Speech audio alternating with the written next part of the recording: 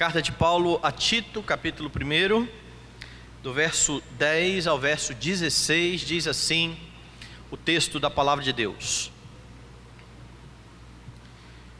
Porque existem muitos insubordinados, pauradores frívolos e enganadores, especialmente os da circuncisão. É preciso fazê-los calar, porque andam pervertendo casas inteiras, ensinando o que não devem por torpe ganância. Foi mesmo dentre eles um seu profeta que disse: cretenses, sempre mentirosos, feras terríveis, ventres preguiçosos. Tal testemunho é exato. Portanto, repreende-os severamente, para que sejam sadios na fé, e não se ocupem com fábulas judaicas, nem com mandamentos de homens desviados da verdade.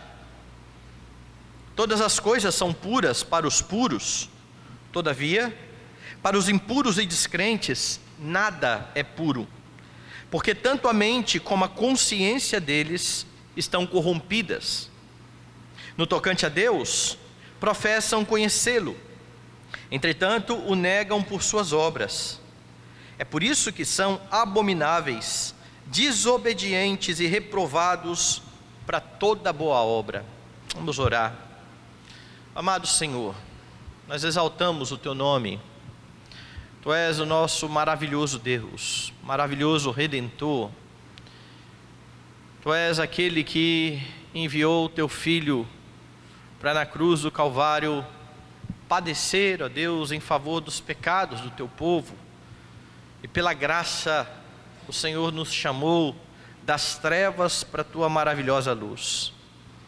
Somos gratos por fazer parte deste povo que anda na luz, e que em Cristo Jesus, ó Deus, tem acesso a todos os tesouros concedidos pelo Senhor.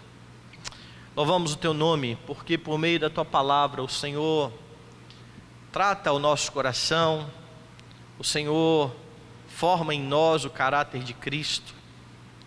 Que neste momento, ó Deus, mais uma vez, o Senhor se agrade em falar, ó Deus, a Tua igreja, edificando, confortando, consolando, corrigindo. Que a Tua palavra, ó Deus Santo, que é viva e eficaz, faça aquilo que apraz ao Senhor. Nós Te damos graças, em nome e por amor de Jesus, o nosso Redentor. Amém. Meus irmãos, em seu ministério, o Senhor Jesus Cristo advertiu aos seus discípulos que tivessem cautela quanto aos falsos profetas que se apresentavam como lobos em pele de cordeiro. Em outro momento, ele afirmou também que surgiriam falsos cristos e falsos profetas, com o objetivo de enganar, se possível, os próprios eleitos.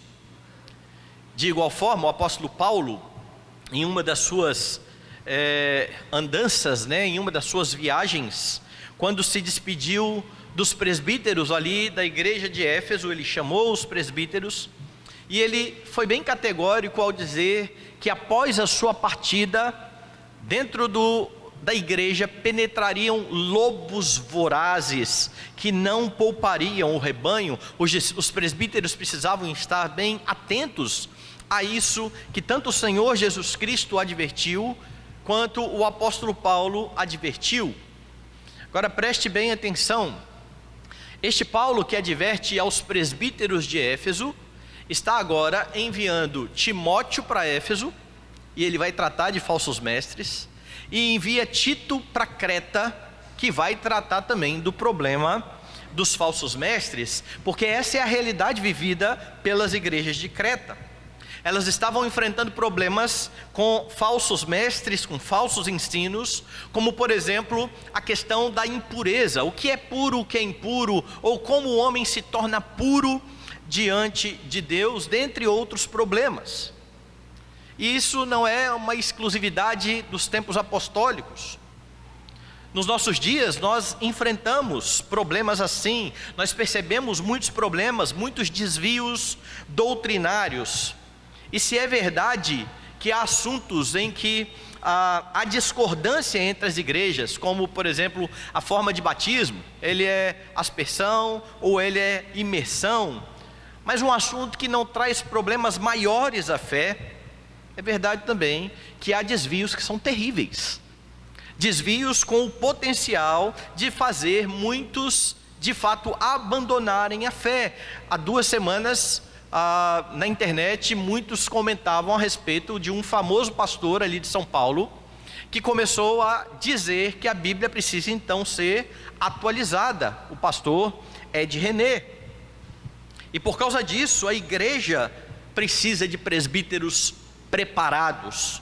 Como nós vimos nos versículos anteriores, a igreja precisa de presbíteros apegados à palavra fiel, que é segundo a doutrina. Quando Paulo manda Tito a Creta, uma das coisas que Tito deveria fazer era estabelecer ou promover na igreja a eleição de presbíteros, mas Paulo não deixa a igreja no escuro. Paulo diz como devem ser os presbíteros, ou como devem ser os presbíteros, e uma das características é exatamente essa.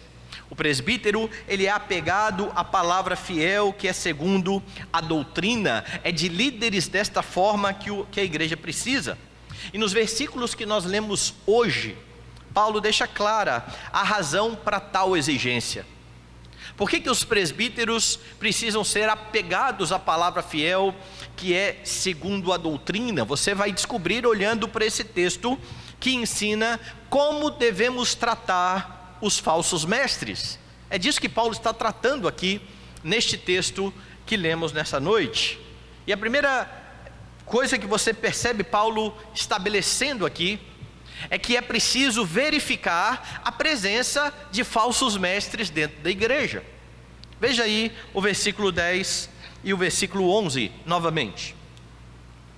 Porque existem muitos insubordinados, pauradores frívolos, enganadores, especialmente os da circuncisão.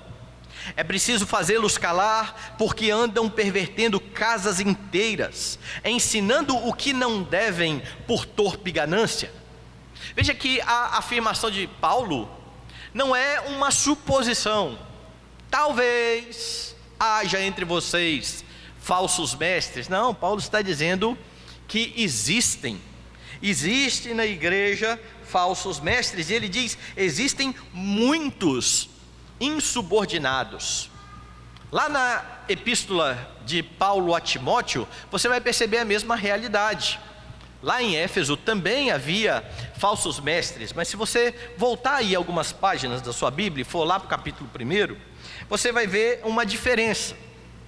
Veja no capítulo 1 de Timóteo o que Paulo diz, verso 3: quando eu estava de viagem rumo da Macedônia, te roguei permanecesses ainda em Éfeso, para admoestar a certas pessoas, a fim de que não ensinem outras doutrinas. Então veja a diferença agora olhando para Tito. Porque existem muitos insubordinados. Havia a presença de falsos mestres, tanto em Éfeso quanto em Creta, sim. A diferença é a quantidade. Em Creta havia muitos destes homens, enquanto lá em Éfeso certos indivíduos. E a ideia de insubordinado que Paulo fala aqui no texto é de alguém desobediente, alguém teimoso. Ou seja, estes falsos mestres, eles são exatamente o contrário daquilo que o presbítero deve ser. Quando Paulo traçou a característica dos presbíteros, nos versículos anteriores, ele disse que o presbítero não deve ser arrogante, e a palavra arrogante ali tem o sentido de teimoso, obstinado. O presbítero não pode ser assim. O presbítero não pode ser arrogante ou obstinado, mas estes falsos mestres, eles eram exatamente assim. Porque a insubordinação, ela vem exatamente desse coração orgulhoso, que não se dobra ao ensino, pois essa insubordinação era a palavra de Deus. Eles rejeitavam aquilo que a Escritura dizia, eles não levavam em conta aquilo que o Senhor havia falado por meio da Escritura. Paulo vai chamar estes homens de pauradores frívolos. O que quer dizer isso? Essa palavra esquisita que tem aqui na nossa Bíblia. Um paurador frívolo, a ideia é de alguém conversador, alguém que fala muito e que fala palavras ao vento, palavras vãs. Paulo os chama também de enganadores, e a ideia de um enganador é de alguém que seduz, é alguém que cativa. Paulo fala isso lá na epístola a Timóteo, quando ele fala dos homens que cativam mulherinhas dentro das suas casas. Uma das características do falso mestre é exatamente este caráter sedutor que eles têm. Então, muito cuidado. Falsos mestres geralmente são sedutores. Falsos mestres geralmente falam mansamente, pausadamente, educadamente. Falsos mestres, eles querem ganhar, e então eles precisam ser o mais simpático que eles podem. Eles sabem falar de uma forma que conquiste os incautos. Eles sabem o que falar para aqueles que estão à sua volta, porque eles sabem o que eles querem ouvir. E eles falam exatamente aquilo que as pessoas ao seu redor estão querendo escutar. Não é incomum, quando você está passando por alguma dificuldade, enfrentando algum problema, algum pecado, e está com o coração duro, e você vai se aconselhar, procurar pessoas que você sabe que vão falar aquilo que você quer ouvir. E quando você está numa posição de liderança, por vezes você sabe também o que aquela pessoa que ali está, ela quer ouvir. Você sabe o que você vai falar e que vai desagradar. Pois os falsos mestres, eles procuram ser agradáveis e educados. Entretanto, se você confere aquilo que eles falam com aquilo que a Escritura diz, você vai ver que são palavras vazias. São palavras vãs, às vezes até bonitas, mas são vazias, porque carecem da autoridade que vem da palavra de Deus. A palavra de Deus, essa sim, é como uma espada de dois gumes. A palavra de Deus, essa sim, é como um martelo que esmiuça a penha. A palavra de Deus é que penetra o coração, é que discerne os pensamentos e os propósitos do coração. Ela é poderosa para isso. Mas a palavra vazia do falso mestre, por mais bonita que seja, por mais belo que seja o discurso, é esvaziada e carece desse poder da palavra. Paulo vai afirmar que dentre estes enganadores que estavam na igreja, os principais eram os da circuncisão. Ele fala aí no verso 10, existem muitos insubordinados, pauradores frívolos e enganadores, especialmente os da circuncisão. Por que Paulo está falando aqui? Quem são estes da circuncisão? Paulo está falando de judeus que confessavam o nome de Cristo. Judeus que vinham aguardando a vinda do Messias e que quando Jesus veio, disseram: eu creio, ele de fato é o Messias. Mas muitos desses ainda se apegavam às leis do Antigo Testamento. Alguns por falta de entendimento, outros porque de fato se orgulhavam daquilo e entendiam que a identidade do judeu estava naquelas leis cerimoniais que havia no Antigo Testamento e que haviam cessado em Jesus Cristo. Se você quiser exemplos disso, vai lá em Atos dos Apóstolos, capítulo 10. Veja o que diz aqui no verso de número 45. E os fiéis, eu vou ler o 44 antes, para você entender o contexto. Ainda Pedro falava estas coisas, quando caiu o Espírito Santo sobre todos os que ouviam a palavra. Quem são estes que estão ouvindo a palavra aqui? A família de Cornélio, gentios. Essa é a primeira vez que o evangelho chega aos gentios, e a manifestação do Espírito Santo acontece ali, para que fique bem claro aos judeus, que o mesmo Espírito que desceu sobre eles em Pentecostes, e que se manifestou ali concedendo línguas, também desceu sobre os gentios, porque é isso que acontece aqui. O texto diz, Pedro falava, o Espírito cai sobre eles, sobre todos os que ouviam a palavra. Veja o verso 45. E os fiéis, que eram da circuncisão, que vieram com Pedro, admiraram-se, porque também sobre os gentios foi derramado o dom do Espírito Santo. Ou seja, os judeus cristãos falam, que negócio é esse? O que está acontecendo aqui? Quando Pedro chega aos outros presbíteros, veja lá no capítulo 11, o texto diz assim: chegou ao conhecimento dos apóstolos e dos irmãos que estavam na Judéia, todos eles judeus cristãos, certo? Que também os gentios haviam recebido a palavra de Deus. Quando Pedro subiu a Jerusalém, os que eram da circuncisão o arguíram, dizendo: entraste em casa de homens incircuncisos e comeste com eles. Que negócio é esse? De um judeu, de um circunciso, entrar na casa de um incircunciso.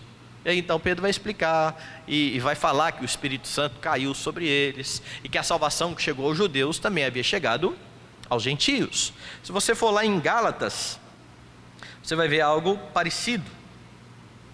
Veja lá a carta de Paulo aos Gálatas, no capítulo 2 daquela carta, no verso de número 11 e 12. Quando porém Cefas veio a Antioquia, resisti-lhe face a face, porque se tornara repreensível. Com efeito, antes de chegarem alguns da parte de Tiago, comia com os gentios. Quando porém chegaram, afastou-se e por fim veio a apartar-se, temendo os da circuncisão, aqueles que estavam juntos de Tiago. E então dentro da igreja primitiva você tem muitos desses judeus convertidos, mas muitos ainda, lembre-se, apegados à lei. É isso que está acontecendo lá em Gálatas. Paulo está dizendo que dentre os falsos mestres, dentre os enganadores, principalmente estavam aqueles que eram da circuncisão, porque estes homens possivelmente estavam considerando a sua circuncisão como um certo diferencial, certo? Afinal de contas, nós somos contados entre os circuncidados, nós não somos incircuncisos. A questão então da circuncisão, que é tão debatida na igreja primitiva, e é assim que muitos falsos mestres vão agir. Eles vão tentar se agarrar a alguma coisa que possa, em tese, conferir a eles algum tipo de autoridade. Não é difícil, dentre aqueles que estão ensinando o erro dentro das igrejas, haver pessoas que estão já há muito tempo dentro das igrejas, e que vão dizer: eu já estou na 4ª geração de cristãos, como se isso fosse razão por si só para que você desse ouvido a eles, como se eles tivessem muito mais autoridade, já que eles vêm de uma geração, eles têm um certo pedigree, eles têm já essa vivência há muito tempo, então eles devem ser mais ouvidos.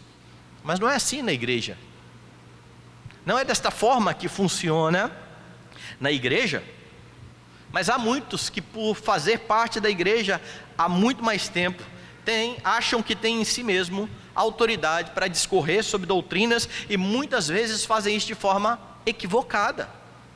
Ou alguns que se apegam aos seus títulos: eu tenho doutorado, eu tenho mestrado, eu sou o especialista. E por mais que essas coisas não sejam ruins, estudar, ter um doutorado, ter um mestrado, ser um especialista, né? O problema é quando a pessoa diz: eu não sou só um teólogo, eu tenho uma outra formação, eu fui além nos meus estudos, chamando a autoridade não para a escritura, mas para o seu estudo em si. É a famosa carteirada, certo? Quem você pensa que é para questionar o que eu estou falando? Eu estudei muito, eu sei muito sobre o que eu estou falando, e como eu disse, estudo, títulos não são ruins em si, mas se alguém se apega ao seu título a fim de justificar o ensino que é contrário às escrituras, aquilo que Paulo fala continua sendo verdade para esses, por mais estudo que tenham, anátemas. malditos. Quem prega um evangelho diferente daquele que foi pregado pelos apóstolos é maldito. E quem diz isso é o apóstolo Paulo. E quem manda a igreja avaliar dessa forma é o próprio apóstolo Paulo. A constatação aqui de que havia falsos mestres se dava também pelo fato, ou pela percepção de Paulo, que havia muitas famílias que estavam aderindo ao ensino errado. Veja o que Paulo vai dizer no verso de número 11. Porque andam pervertendo casas inteiras, famílias inteiras, ensinando o que não devem por torpe ganância. Muita gente, muitas famílias completas estavam aderindo ao ensino destes falsos mestres, que é o que tudo indica, não eram mestres ordenados pela igreja, autorizados pela igreja. Lembra do concílio que aconteceu lá no capítulo 15 de Atos? A carta que saiu do concílio para as igrejas foi exatamente assim: certos indivíduos estão ensinando sem autorização. Eles simplesmente acharam que por saber um pouco mais, que por ter estudado um pouco mais, ou por achar que sabiam, que eles tinham autoridade e que podiam ensinar dentro da igreja. O ensino da igreja, como nós vimos, está na mão dos presbíteros. São os presbíteros que ensinam, são os presbíteros que doutrinam. Mas muitas vezes, pessoas dentro da igreja começam a chamar para si uma autoridade que não é delas, e querem ensinar, e querem aconselhar, e acabam atrapalhando o trabalho do conselho da igreja.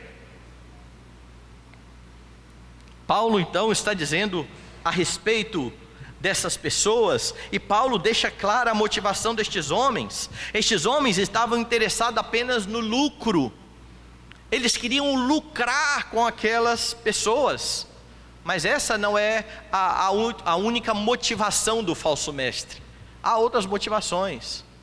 Há a vaidade de ser ouvido, de ser visto dentro da igreja. Muitas dessas coisas podem levar pessoas dentro da igreja a se levantarem achando que elas precisam ensinar e que elas têm autoridade para ensinar. E Paulo está dizendo, não é assim. Não pode ser assim. O falso ensino, ele sempre vai gerar adeptos. Se você olhar a epístola de Pedro, veja lá na segunda epístola de Pedro, você vai ter Pedro falando exatamente isso. Capítulo 2, verso de número 3. Depois que ele constata a presença de falsos mestres na igreja, no verso 3 ele diz: também movidos por avareza, veja a motivação financeira, farão comércio de vós com palavras fictícias. Antes disso ele disse no verso 2, muitos seguirão as suas práticas. Muitos. Em Creta, famílias inteiras. Estes homens andam pervertendo casas inteiras. Então tenha muito cuidado, sobretudo em tempos de internet, porque os mestres se proliferam. O Facebook é o lugar dos mestres. Todo mundo quer ser mestre, todo mundo quer ensinar, todo mundo sabe de teologia. A pessoa vai lá e lê um livro e já acha que é doutorada naquele assunto e começa a debater. Eu vejo moços novos, adolescentes quase, discutindo com pastores experientes, dizendo que eles estão errados por causa de um livro que leram. Não tem vivência na igreja, nunca pastorearam, não sabe o que é conduzir um rebanho. Hoje, conversando pela manhã, falávamos a respeito disso. Pessoas, por exemplo, que não têm filhos e que começam a tentar ensinar como é criar filhos. Ou pessoas que ainda não se casaram, que acham que é tudo muito fácil. E com isso eu não estou dizendo que a autoridade é por ter filho ou por estar casado, porque nós vimos que o presbítero não precisa necessariamente ser casado e não precisa necessariamente ter filhos. A autoridade vem da palavra, mas não tenha dúvida de que aqueles que já experimentaram isso na prática têm uma vivência diferente daquele que só observou na palavra, que pode muitas vezes falar corretamente o que a Escritura diz, mas nunca viveram as tentações que a Escritura também alerta. Eles só viram um lado da história, um lado da questão, mas nós temos muita gente querendo falar, querendo ensinar, querendo dar pitaco. Cuidado. Antigamente o cuidado tinha que ser com a TV, né? Porque dia de sábado a pessoa começava às 7 horas da manhã e era um programa de cada igreja. Um monte de gente, um monte de pastor, um falando uma coisa contrária do outro, e tinha gente que assistia tudo aquilo e dizia tudo foi uma bênção, ou seja, não entendeu nada, porque um pastor falou contra o que o outro falou, não percebeu, foi tudo bom, foi tudo legal, todo mundo falou de Jesus no fim das contas. Mas hoje você tem a internet. Outra questão que tem acontecido é que nós vamos recebendo pessoas de outras tradições, que vêm de outras igrejas, e isso não é ruim. O ruim é quando as pessoas vêm e querem fazer de uma igreja reformada ser uma igreja pentecostal, querem trazer as suas práticas, querem ensinar de forma contrária aquilo que está acontecendo e que a igreja abraça como doutrina. Eu citei aqui no começo o pastor Ed René, que falou algumas besteiras aí algumas semanas atrás. Quanta gente defendendo esse homem, quanta gente dizendo não podemos julgar, e assim defendem R.R. Soares, defendem Valdomiro Santiago, defendem Edir Macedo. Se para pastor precisa citar nome, meus irmãos, nós temos às vezes escrúpulos demais e não damos nome. Nós queremos que as pessoas imaginem sobre quem nós estamos falando. Tem alguém que ensina assim, assim, e queremos que a pessoa chegue à conclusão que é o falso mestre Edir Macedo, que é o falso mestre R.R. Soares. Sabe como que a Escritura faz? Veja aí, volte aí na segunda epístola de Paulo a Timóteo, no capítulo 4, veja o que Paulo diz, nos versos 14 e 15. Alexandre o latueiro causou-me muitos males, o Senhor lhe dará paga segundo as suas obras. Tu guarda-te também dele, porque resistiu fortemente às nossas palavras.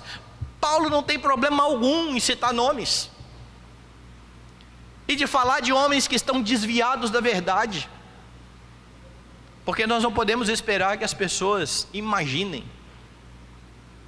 Falsos mestres estão aí, muito cuidado, eles estão dentro da igreja. Paulo está dizendo: verifique a sua presença. E então ele diz: combata o falso ensino. Versos 11, a parte A do verso 11, e depois até o verso 15, do 12 a 15. A parte A do verso 11: é preciso fazê-los calar. A partir do verso 12: foi mesmo dentre eles um seu profeta que disse: cretenses, sempre mentirosos, feras terríveis, ventres preguiçosos. Tal testemunho é exato. Portanto, repreende-os severamente, para que sejam sadios na fé, e não se ocupem com fábulas judaicas, nem com mandamentos de homens desviados da verdade. Todas as coisas são puras para os puros, todavia para os impuros e descrentes nada é puro, porque tanto a mente como a consciência deles estão corrompidas. Combata o falso ensino. Aqui você tem bem claro então a importância dos presbíteros serem pessoas apegadas ao ensino, ou apegados à palavra que é segundo a doutrina. Paulo está dizendo sobre os falsos mestres: é preciso fazê-los calar. Mas quem é que vai fazer isso? Quem é que tem autoridade para isso? Os presbíteros da igreja, os pastores do rebanho. E a ideia aqui de fazer calar, lembra que o paurador frívolo é alguém que fala muito? A ideia de fazer calar aqui é: coloque um freio na boca. Essa é a ideia. Sabe aquele freio que você coloca na boca do animal? Paulo está dizendo isso. Coloque um freio na boca, coloque uma focinheira. Coloque uma mordaça. Como que isso se daria? Paulo está dizendo: estes homens que falam palavras vãs precisam ser calados. E a forma de silenciar esses homens passa pela exortação, passa pelo ensino. Veja aí o verso de número 9. O presbítero precisa ser apegado à palavra fiel, que é segundo a doutrina, de modo que tenha poder tanto para exortar pelo reto ensino, como para contradizer. É por meio da palavra. Não o presbítero da igreja que vai chegar lá e falar: cale a boca. Mas por quê? Porque eu quero. Não, não é isso não. É a Escritura que põe uma mordaça na boca do falso mestre.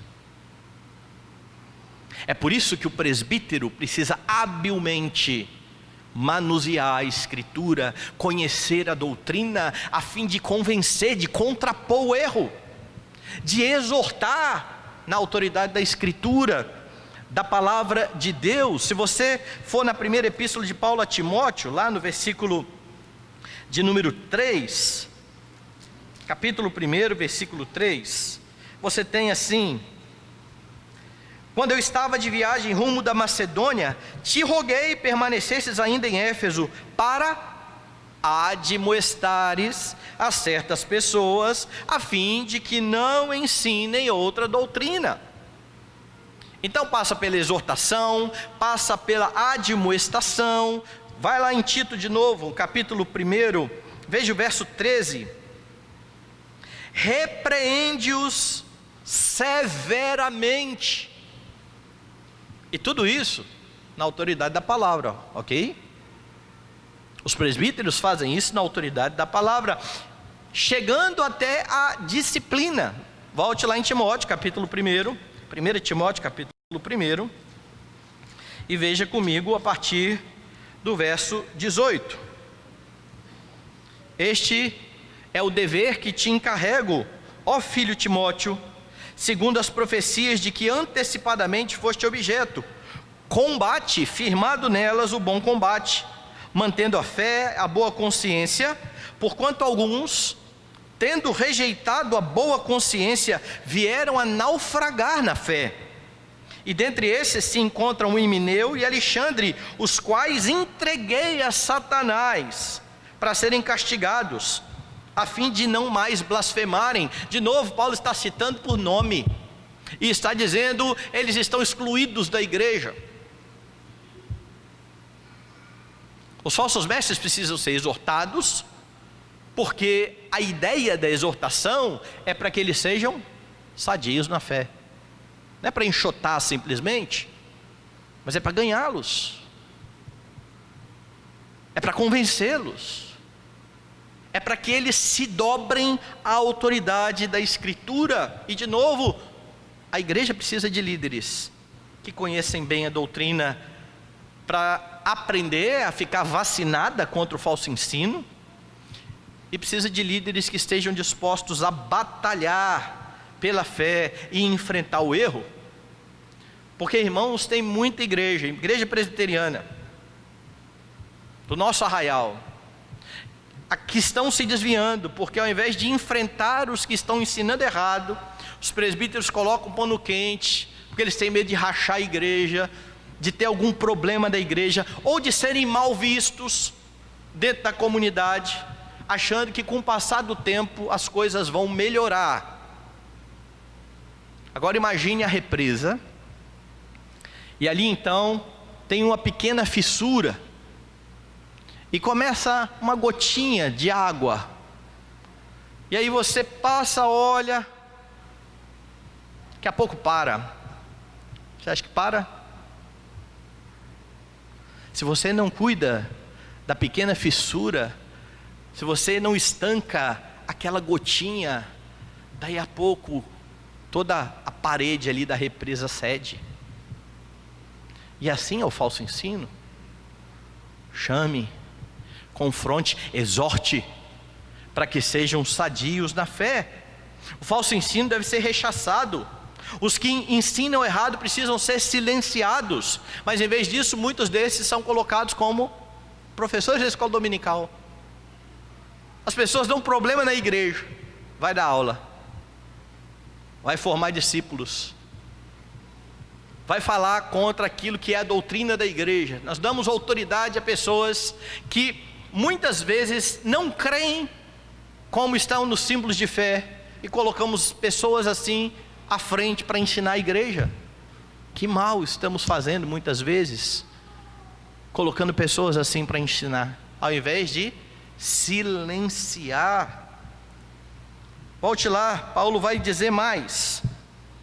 No verso 12 e no verso 13a, Paulo fala mais uma vez do caráter destes falsos mestres.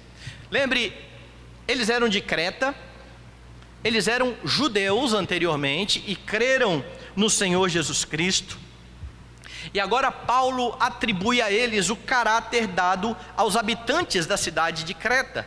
Os habitantes da cidade de Creta eram conhecidos por serem mentirosos e preguiçosos.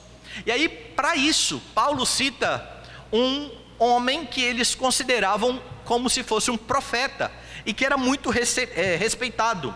Um homem chamado Epimênides. Quando Paulo fala, foi dentre eles um dos seus profetas, Paulo está se referindo a este homem, a Epimênides.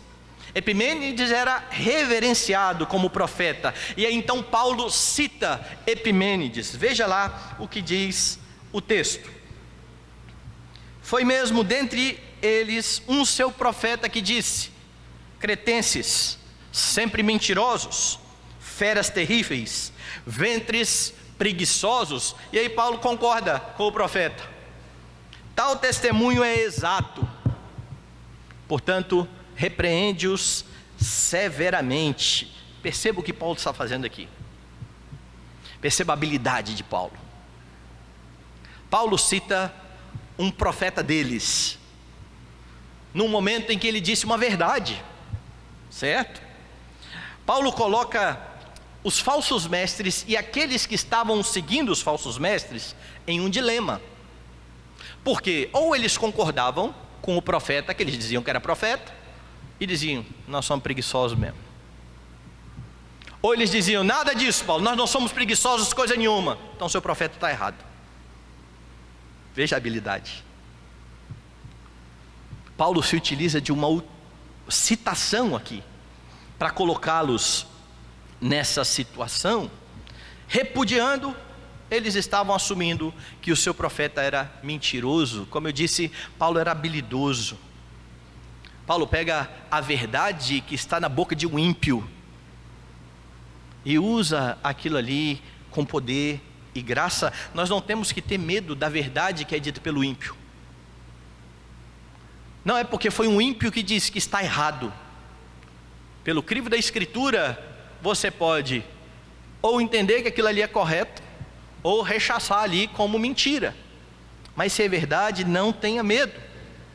Agora pense nos falsos mestres, na situação dos falsos mestres diante disso tudo. Não tenha problema com a verdade. A verdade procede de Deus. Venha ela da boca de quem vier. Ela é de Deus. Mas para se utilizar da verdade dessa forma, o presbítero precisa estar firmado na Escritura. Os líderes precisam estar firmados a fim de avaliar tudo aquilo que eles ouvem.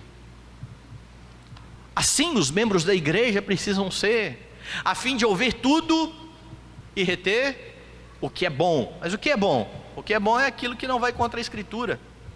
Aquilo que não vai contra a Escritura você pode abraçar e usar sem problema algum. Então, diante dessa verdade, Paulo ordena que os falsos mestres e seus seguidores sejam repreendidos severamente. E isto faz parte do combate ao falso ensino. Como eu disse, o motivo da repreensão é trazê-los a uma fé sadia. A ideia de repreender aqui, a palavra traduzida por repreender aqui, é a mesma palavra que está lá no versículo 9, traduzida por convencer, quando diz lá que o presbítero tem que ter poder para exortar pelo reto ensino, como para convencer. Essa palavra é a mesma que está lá traduzida por repreender. Convença-os, repreenda-os. Esse convencimento muitas vezes vem por falar duro, mas segundo a doutrina, segundo a verdade.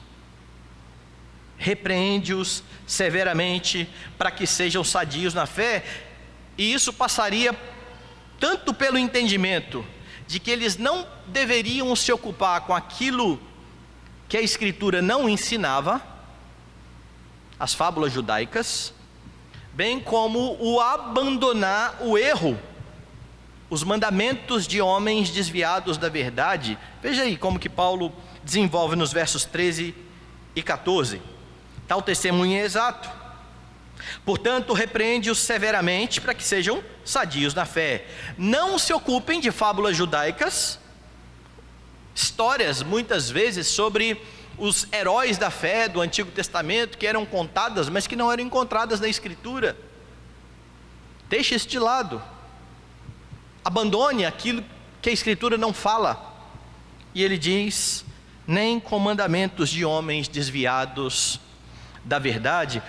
Quem são estes homens desviados da verdade? E aqui você precisa entender uma coisa importante. Havia na igreja judeus convertidos que ainda não tinham abandonado muitas das práticas do Antigo Testamento, creram em Cristo, mas ainda não abandonaram muitas das práticas. E estes se proclamaram mestres e queriam ensinar na igreja as pessoas a voltar muitas vezes a circuncidar. Começava a se meter na dieta dos outros, o que os outros deveriam comer ou não comer, para não ser impuros. E onde que eles buscavam a fonte de autoridade para o seu ensino? Nos homens desviados da verdade. Quem são esses? Os judeus que não creram em Cristo, aqueles que estavam lá fora.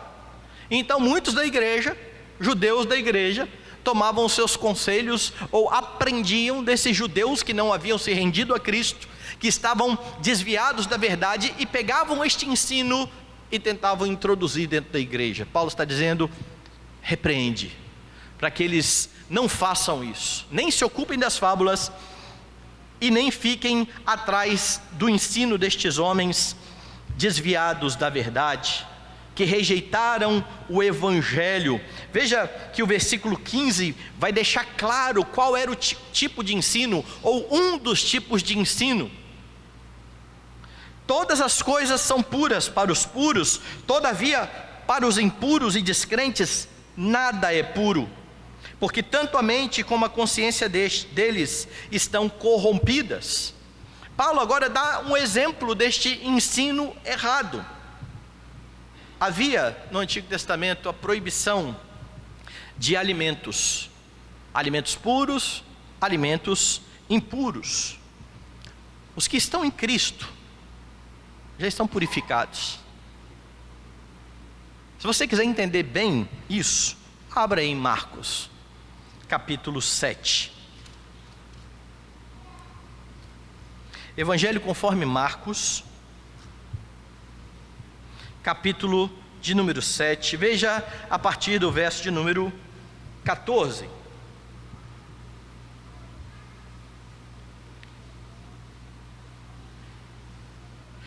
Convocando ele de novo a multidão, disse-lhes: ouvi-me todos e entendei.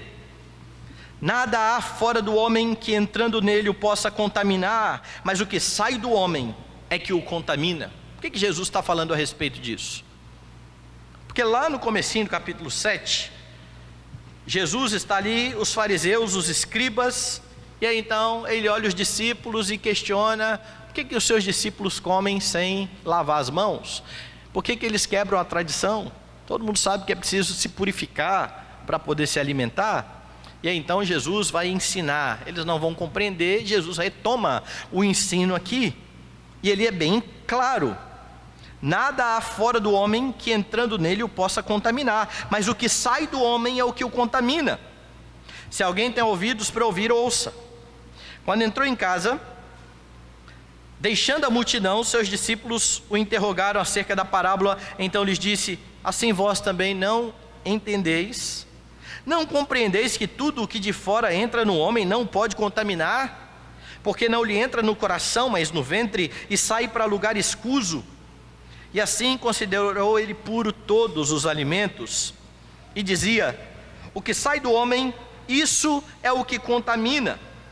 Porque de dentro do coração dos homens é que procedem os maus desígnios, a prostituição, os furtos, os homicídios, os adultérios, a avareza, as malícias, o dolo, a lascívia, a inveja, a blasfêmia, a soberba, a loucura. Ora, todos estes males vêm de dentro e contaminam o homem. Agora perceba que quando Marcos cita essa história, Marcos faz um breve comentário aqui: e assim considerou ele puros todos os alimentos. É claro que nesse momento os judeus não saíram comendo coisas impuras. Isso só ia acontecer a partir do momento que Jesus morresse na cruz do Calvário, colocando fim às cerimônias. Mas depois que isso tudo já passou, Jesus morreu, ressuscitou. Ao registrar a história, Marcos está dizendo: olha, naquele momento ele considerou puros todos os alimentos.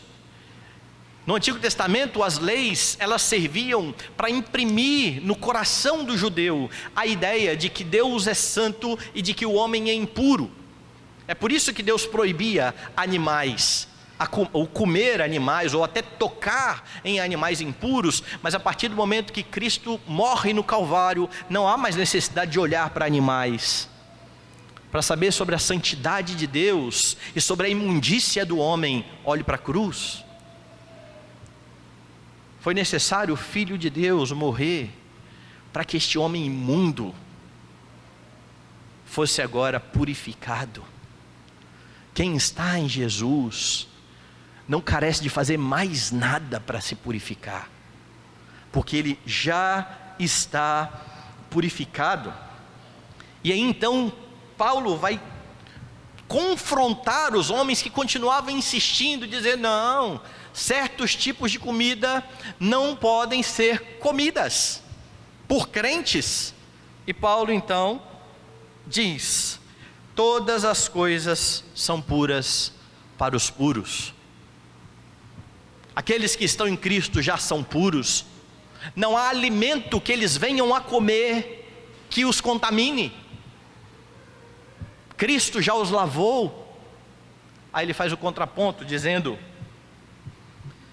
todavia, para os impuros e descrentes, nada é puro. Aqueles que não estão em Cristo pecam em tudo o que eles fazem. E quando eles comem, até um animal que era considerado impuro no Antigo Testamento, para eles não é puro, porque eles não estão em Cristo. Eles, ao se alimentar, trazem sobre si mais condenação. Tudo o que o ímpio faz, por melhor que possa parecer, é pecaminoso, está manchado pela imundícia do pecado. É isso que Paulo está dizendo. Para os impuros e descrentes, nada é puro. Por qual razão?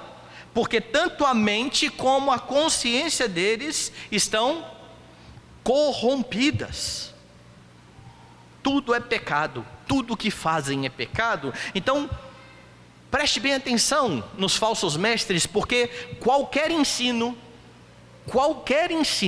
que vá contra a suficiência da obra de Cristo precisa ser rejeitado de imediato. Olha, você já creu em Cristo, mas você também precisa. Não, você também não precisa mais nada, é Cristo.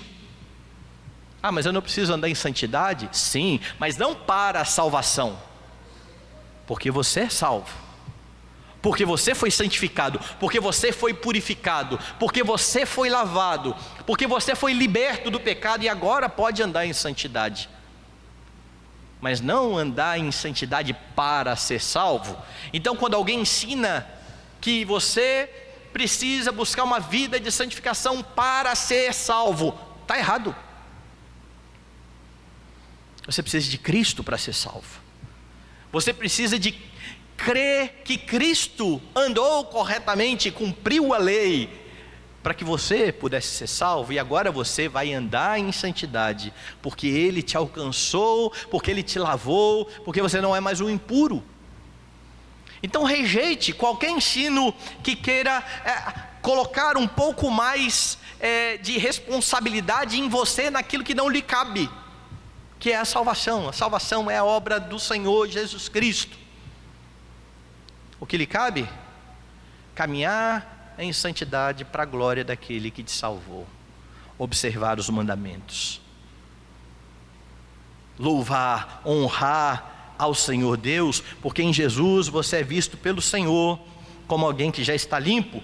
Então conheça bem as doutrinas, a fim de analisar os ensinos que são contrários às Escrituras. Presbíteros da igreja, conselho da igreja, é preciso que nos empenhemos para tornar os membros da igreja firmes na fé. Foi para isso que Deus nos constituiu bispos sobre o rebanho, para que os irmãos amadureçam, para que a igreja cresça à medida da estatura do Senhor Jesus Cristo. Então nós devemos estar bem prontos a rejeitar o erro, a repreender o erro, se necessário disciplinar aqueles que ensinam contra a Escritura, porque dentro das nossas igrejas, a gente ensinando sobre o socialismo, dizendo que é assim que a Escritura diz que tem que ser, ou ensinando sobre o feminismo, dizendo que acabou essa época das mulheres serem submissas, pois aquele pastor que eu citei agora há pouco falou tudo isso. A Bíblia precisa ser atualizada, porque por alguns textos que estão desatualizados, as mulheres ainda têm que se submeter, o homem ainda é visto como cabeça, os homossexuais são condenados ao inferno. Precisamos atualizar a Bíblia? Não, nós precisamos fazê-lo calar. Nós precisamos vacinar os crentes para rejeitar ensinos assim, para quando ouvir um tipo de ensino assim na internet, tirar, fecha, não dê ouvidos, rejeite, por melhor que seja o pregador, e melhor aqui no termo de retórica, porque o conteúdo está longe da Escritura, o conteúdo é ruim, o conteúdo é maldito. A disciplina é sempre para a glória de Cristo e para o bem do faltoso, e não para ridicularizar pessoas, para trazer pessoas à fé. Cuidado com as invenções dos homens, cuidado com as sugestões de Satanás. A nossa confissão de fé usa essas duas expressões quando fala do culto. O culto é como Deus diz, e não como os homens inventam, e não como Satanás sugere. Tudo o que você precisa para a vida e para a piedade está em Cristo, e pode ser encontrado na suficiente palavra de Deus, que não precisa ser atualizada, ela é atual. Por último, Paulo vai dizer: observe as contradições dos falsos mestres. Verso 16: no tocante a Deus professam conhecê-lo, entretanto o negam por suas obras. É por isso que são abomináveis, desobedientes e reprovados para toda boa obra. Paulo termina aqui demonstrando quão incoerentes são os falsos mestres, porque apesar de uma profissão de fé correta, muitas vezes a sua prática está longe do seu ensino, a sua prática está contrária àquilo que a Escritura diz. Ou seja, eles são semelhantes aos fariseus, que Jesus disse: olha, até tentem o ensino deles, mas rejeitem as suas obras, porque eles falam e não fazem, não imitem as obras deles. E aqui Paulo está dizendo: veja estes homens confessando a Cristo, mas perceba como eles negam com as suas obras. Estes homens aqui citados no verso 16, são aqueles que lá no final do verso 14, Paulo chamou de homens desviados da verdade. E há uma diferença aqui no tratamento entre aqueles que estavam dentro da igreja, ouvindo esses que estavam de fora e às vezes promovendo erro, repreende para que sejam sadios na fé. Agora, para esses de fora, que eram homens desviados da verdade, Paulo é bem claro, dizendo: olha, estes homens são abomináveis, são desobedientes e são reprovados para toda boa obra. Paulo não está falando para trazê-los a uma fé sadia. Paulo está fazendo uma constatação: não dê ouvido a pessoas que são reprovadas, pessoas que não creem em Cristo, pessoas que não têm a Cristo como o seu Senhor. Paulo demonstra a contradição na vida destes judeus. Como eu disse, eles eram judeus, eles diziam conhecer, mas viviam em oposição ao ensino. Nós lemos aqui em João que isso não é possível. Aquele que diz conhecer a Deus, mas não obedece aos seus mandamentos, é mentiroso. Nele não está a verdade. E o resultado de uma vida assim é o seu estado de reprovação diante de Deus.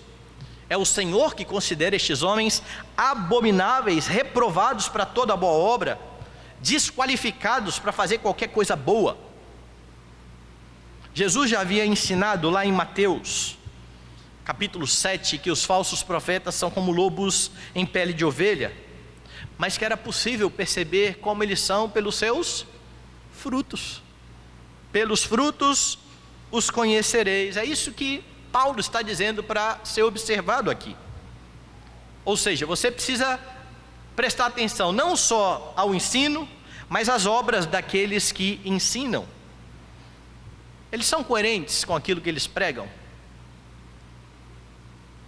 Eles vivem da forma como eles pregam? E com isso, não pense que Paulo está exigindo algum tipo de perfeição moral aqui nos líderes da igreja. Como eu disse, se Paulo estivesse esperando perfeição moral, não teria um presbítero sequer para ser eleito. O que Paulo espera é que esses homens que são irrepreensíveis sejam aqueles que, quando pecam, reconhecem, pedem perdão, bola para frente. Muitas vezes vão errar, muitas vezes vão pecar, mas eles são submissos, eles não são orgulhosos, eles não são arrogantes, eles se voltam para o seu Senhor, eles estão aos pés de Cristo, eles procuram dia a dia crescer. Líderes sérios, que levam Deus a sério, que se arrependem e reconhecem os seus pecados. Os falsos mestres não são assim, eles são orgulhosos. Este homem que eu citei há pouco, Ed René, pregou, todo mundo, muita gente criticou. Ele gravou um vídeo de uns 50 minutos se explicando, dizendo: vocês me entenderam mal, não foi isso que eu quis dizer, e reafirmou tudo o que ele disse. Orgulhoso, não reconhece o erro. Um vídeo onde deveria, em tese, estar resolvendo o problema, ele simplesmente reafirmou a sua crença contrária à Escritura, reafirmou que de fato a Bíblia precisa ser revista, reafirmou que os homossexuais não são condenados na Escritura. Os presbíteros, eles podem até pecar, mas eles se arrependem, mas eles voltam atrás, mas eles reconhecem o erro quando confrontados com a Escritura. Então observe a pregação, observe as obras, para ver se a vida não nega aquilo que é ensinado. Uma vez, eu estava conversando com um amigo, no encontro de casais, que eu tinha sido convidado, e a gente brincando, falando assim: às vezes a igreja convida o pastor, e não tem condição financeira de trazer a esposa do pastor, que seria muito bom. Aí esse amigo meu falou assim: não, quando é encontro de casal, a gente chama o pastor e chama a esposa do pastor, porque na hora da palestra ele fala alguma coisa e a gente já olha para a esposa, né, para ver a cara que ela vai fazer. Se ela torcer a cara, porque ele não faz aquilo em casa não. Mas é exatamente isso a ideia, é exatamente essa. Nós nos esforçamos por fazer aquilo que pregamos? Precisamos. Vamos ser perfeitos? Nunca. Ou seja, nunca não, né? Quando Cristo voltar, seremos. Mas ao pecar, há o reconhecimento, há a dependência de Cristo. E graças a Deus, há o perdão por meio do sangue do Senhor Jesus Cristo. E você, como membro da igreja, precisa também cuidar para não contradizer a sua profissão de fé com as suas obras. Em Cristo você pode viver de forma piedosa. Por causa de Cristo, ao pecar, você pode se arrepender, pedir perdão ao Senhor. Essa é uma marca da vida cristã. Pessoas que professam a Cristo e o negam com suas obras, sem se importar com a incoerência, sem se importar com o seu testemunho, demonstram não crer no Senhor. Calvino uma vez escreveu o seguinte: o pastor deve ter duas vozes, uma para reunir as ovelhas, outra para afugentar os lobos. Isso foi aquilo que Jesus sempre fez. Jesus arrebanhava, pastoreava o seu povo, mas Jesus também condenava os falsos mestres. E esse é precisamente o trabalho dos pastores, dos presbíteros, dos líderes da igreja. Precisamos imitar a Cristo. E Paulo então ensina como tratar os falsos mestres. Verifique a sua presença na igreja, conheça bem a palavra, a fim de verificar o falso ensino. Os membros da igreja, de igual forma, precisam estar bem atentos a isso. Aquilo que eu estou ouvindo está de acordo com a Escritura? Estamos comprometidos com Cristo, que é a verdade. Combata o falso ensino, e esse combate se dá pelos líderes da igreja, certo? Isso se dá sempre pela exposição fiel da palavra, pelo ensino correto, pela admoestação conforme a Escritura. E graças a Deus que temos o Espírito Santo que nos guia à verdade, que nos guia na nossa leitura da Escritura e que leva o pensamento cativo ao pensamento de Cristo. E observe as contradições. É importante ter uma doutrina sadia, mas é importante igualmente ter uma vida de piedade, porque conhecimento sem vida de piedade só serve para acumular maior condenação. As boas obras, segundo a Escritura, elas adornam a doutrina de Cristo, e foi o próprio Jesus que disse aos seus discípulos que os homens, ao observar as suas boas obras, iriam glorificar ao nosso Pai que está nos céus. Então conheça cada dia mais o Senhor Jesus Cristo por meio da Escritura. Ele é o mestre dos mestres. Esteja comprometido com a verdade, como Jesus sempre esteve comprometido com a verdade. O ensino de Cristo nunca precisará ser combatido, porque Ele sempre falou de acordo com a verdade. Antes, Ele precisa ser aprendido, praticado, a fim de que aqueles que estão em Cristo não neguem pelas suas obras. Que Deus nos ajude a caminhar em santidade, firmados na doutrina, na palavra, estando bem atentos aos falsos ensinos que muitas vezes permeiam a nossa vida. Que o Espírito de Cristo nos conduza sempre à verdade, para a glória de Deus.